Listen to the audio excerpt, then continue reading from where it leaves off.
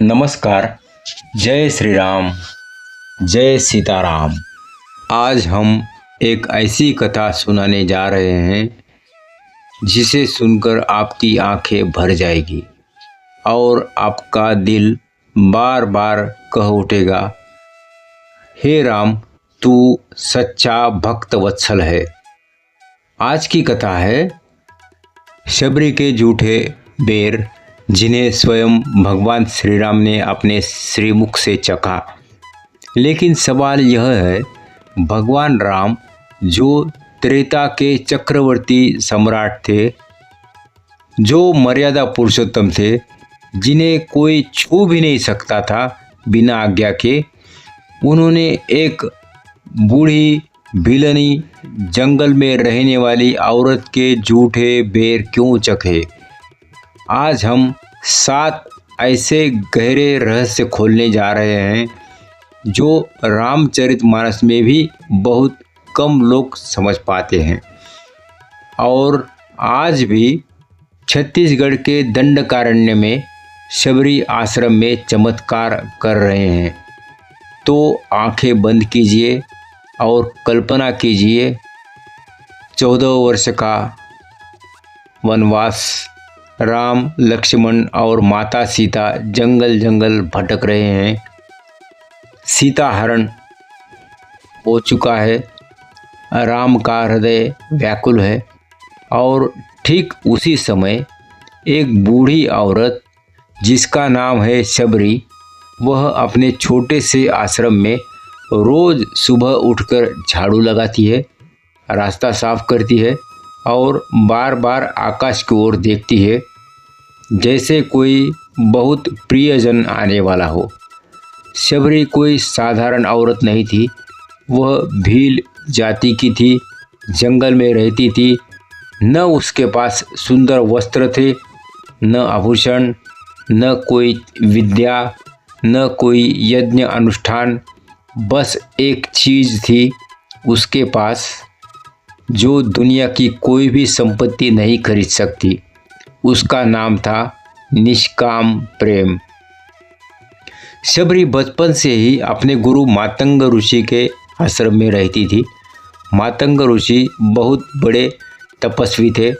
एक दिन मातंग ऋषि ने शबरी से कहा, बेटी, मेरे शरीर का अंत समय निकट है, मैं कैलाश जा रहा हूँ, लेकिन तुझे एक वचन देता हूँ, एक दिन स्वयं भगवान श्री राम तेरे आश्रम आएंगे और तू उनका आतिथ्य करेगी। शबरी को विश्वास नहीं हुआ। वह बोली, गुरुदेव, मैं तो भीलनी हूँ, मैं अशुद्ध हूँ, राम जैसे राजकुमार मेरे पास क्यों आएंगे? मातंग ऋषि मुस्कुराए और बोले, बेटी, राम राजकुमार नहीं, वे तो भक्त के हृदय के चक्रवर्ती हैं और भक्त का प्रेम ही उनका सबसे बड़ा राजमहल है।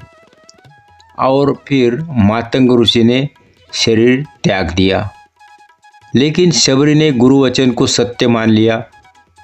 उसके बाद 14 वर्ष बीत गए।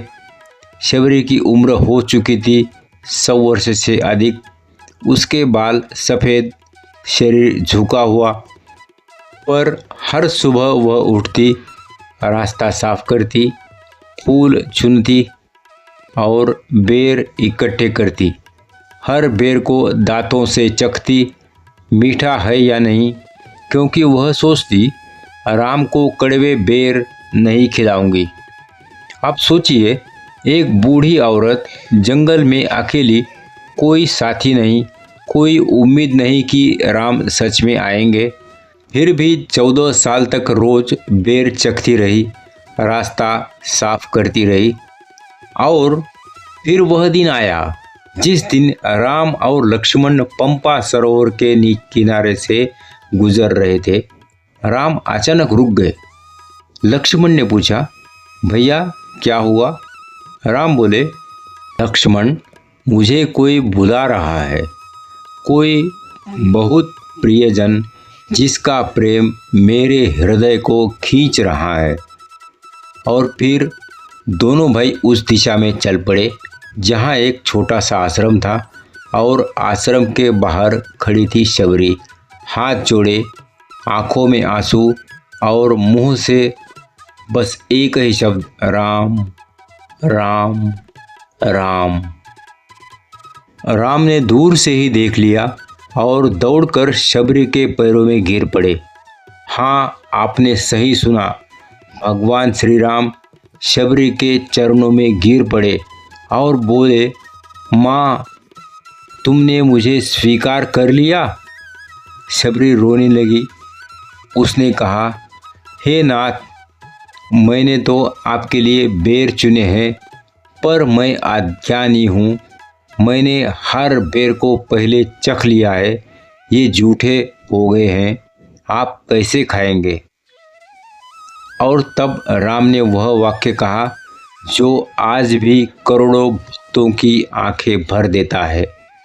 राम बोले, शबरी, भक्त का जूठा अमृत के समान होता है और भक्त का प्रेम ही मेरे लिए सबसे मीठा फल है।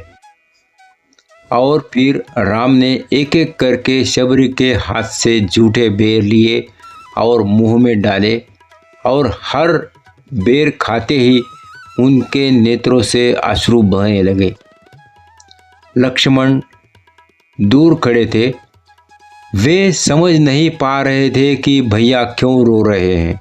तब राम ने कहा, लक्ष्मण, आज मैंने सच्चा प्रेम चख लिया, जो न कोई राजा देख सकता है, न कोई ऋषि, न कोई देवता, केवल एक सच्चा भक्त ही ऐसा प्रेम दे सकता है। अब हम उन 7 गहरे रहस्यों की बात करते हैं जो शबरी के जूठे बेरों में छुपे हैं।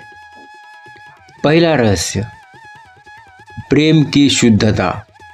शबरी ने बेर चखे थे क्योंकि वह नहीं जानती थी कि राम को कड़वा बेर लगे।